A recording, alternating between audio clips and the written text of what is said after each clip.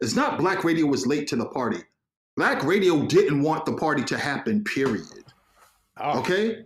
Okay, it wasn't late to the party. It didn't want there to be a party.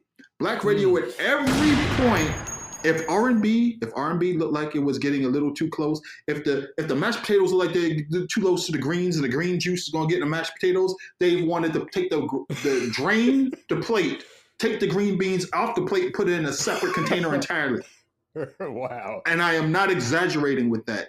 That was the level of resistance that black radio had to rap. But what ended up happening was, and I could write a book about this, but motherfuckers wouldn't, no publisher would let me do it, is, and I'm dead ass, what happened was R&B was very, the space of R&B black music was very resistant to the New Jack Swing era of R&B. But what happened was between 1988 and 1989 into 1990, it took over anyway.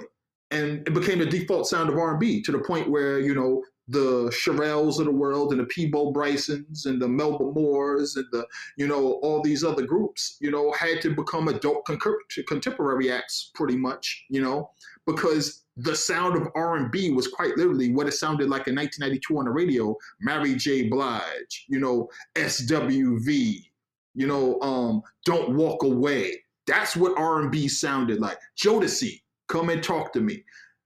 The fucking hard drums. That's what R&B became by 1992. And that happened as a byproduct of them being very resistant to rap.